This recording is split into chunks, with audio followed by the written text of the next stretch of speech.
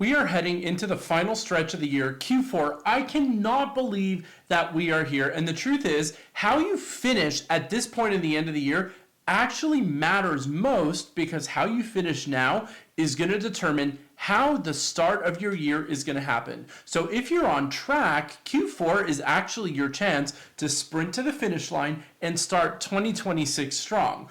But if you're behind, Q4 is actually your chance to close the gap or even get closer to the goal that you had set out in the beginning of the year. In this video, I'm going to show you exactly how to identify that gap, prioritize what matters most, and build this sprint plan so that you can finish this year strong.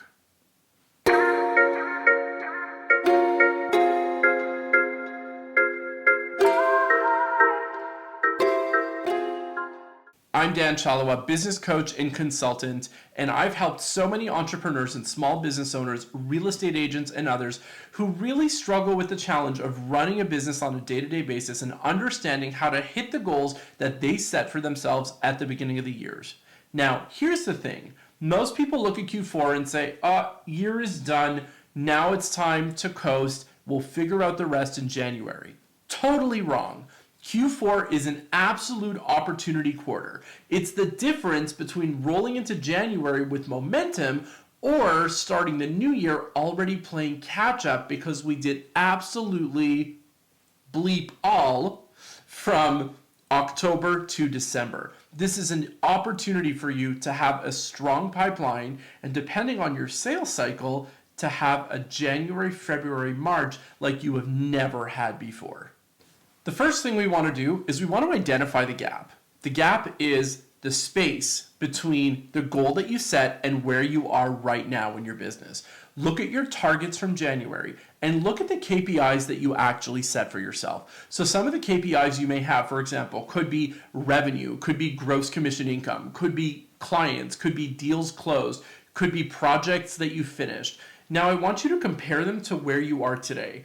You could use a spreadsheet, you could use a sheet of paper. Some people have a binder where they keep everything super organized, or some people have CRMs or high-tech programs that they use to be able to track all these goals. Now I can make a couple of suggestions on the way that you can track this, so reach out to me if you have any questions, because this is a part of a system that you should have to be able to track your numbers. Now what I want you to do is I want you to take this information and compare them to where you actually are today. So I want you to ask yourself, if the year actually ended today, where would I be short?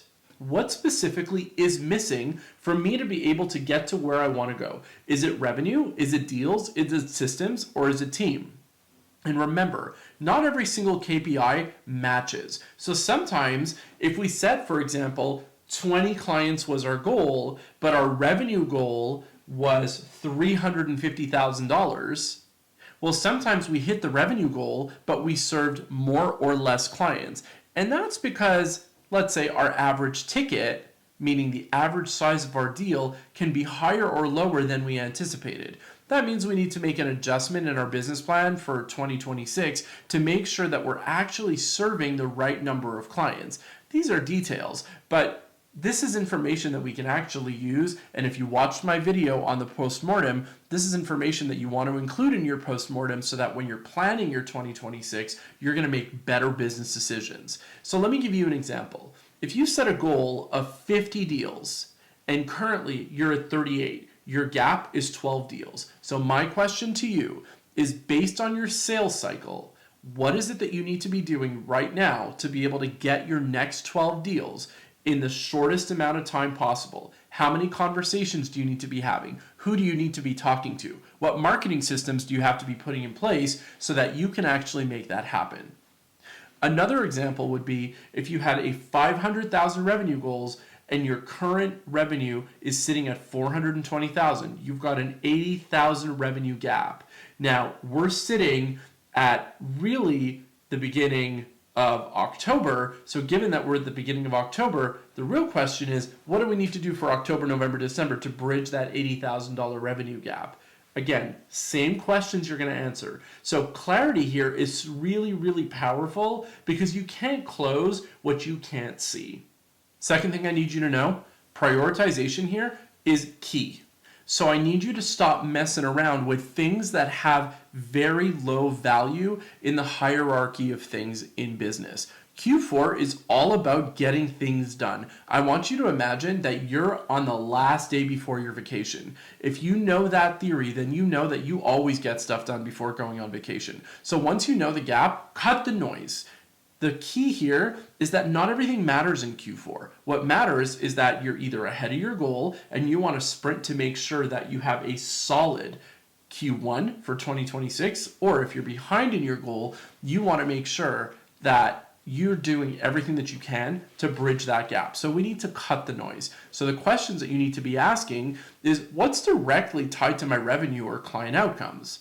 Or what can wait until January? What are my projects that I'm focusing on right now that are maybe just not important?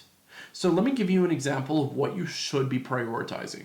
Lead generation calls, client follow-up, listing presentations, retention or renewal conversations. So if you have a listing, for example, that's coming up on expiry, you need to be able to negotiate that price. And you need to be able to get that client back on a new agreement so that you can maintain that client relationship.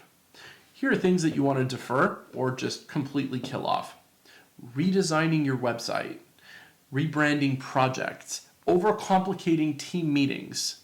These are things that you maybe want to set aside. So your job in Q4 is to be uber focused and prioritizing the things that are actually going to move your business forward.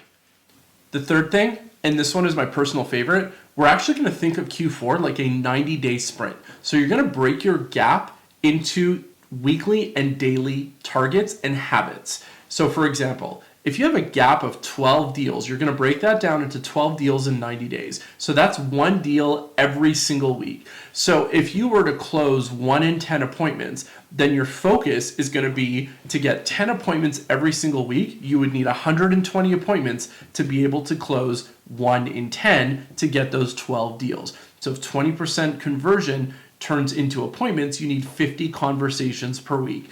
Now again, you can put this in a spreadsheet, calculate it out, see how it works for you. For those of you who don't like spreadsheets, you're going to hate me right now, but the reality is if you don't have a relationship with numbers, then what you're doing is you're playing a lottery and you're gambling with your business. Now, I know so many of you that take a risk every single day. In fact, every single one of you take a risk every single day when you're running your business. You can't afford to gamble with your business. So if you don't have a great relationship with your numbers, this is a great opportunity to get in touch with me so that I can help you understand what numbers you need to be measuring in your business so that you can understand how that helps you run a better business. Next, you need to structure your business so that you have a weekly scorecard. Check things off, track your deals, track your revenue, track your contracts, then have your daily non-negotiables.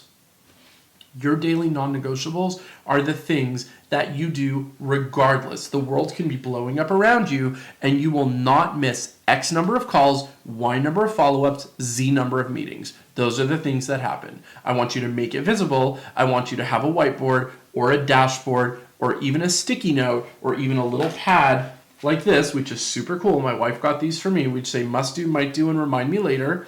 And you need to see this progress every single day in your business. Next, eliminate any drag in your business. If you have a stretch goal that you hit for yourself, so for example, your goal was 50 units or 50 deals or 50 transactions, and then you said your stretch goal is going to be 60. You can't afford to carry around dead weight. So here's what you're going to eliminate. No more overscheduling. If it's a bullshit meeting, move it to January when it's quiet. Move it to the holidays when it's quiet. Distractions, get rid of them. Social media doom scrolling, it's not helpful for you. Busy work, not helpful. Remember, if you're busy, you're likely not productive. Low ROI task stuff, things that you can delegate. Delegate them. Get someone to support you. Get virtual support. Ask for that help. Ask yourself daily, is what I'm doing right now moving me towards my gap, or is it moving me away from my gap and actually widening the spread for me? If not, stop it, delegate it. Q4 success is just about what you say no to than the things that you actually say yes to. So here's the thing. The bottom line is Q4 isn't about perfection. It's actually about momentum. So even if you can't close the full gap, you can get as close as you can to actually building up a stronger January. And when you cross December 31st, you're actually going to feel like you're sprinting into January because you built up all of that momentum. So here's your assignment. This week, 30 minutes again. You're going to block those 30 minutes. You're going to identify your gap. You're going to prioritize your task list. You're going to get rid of the things that do not serve you right now because this is a very critical time of the year, and you're going to build your 90-day sprint plan. Now, if you want help, I'm going to send you the Q4 reset sheet. Send me a DM on Instagram. I'll be happy to send that over. Grab it and use it. And don't forget, subscribe, like, send this to a friend, and I'm going to be working with you throughout the entire quarter to make sure that you can start 2026 strong with some great business planning techniques.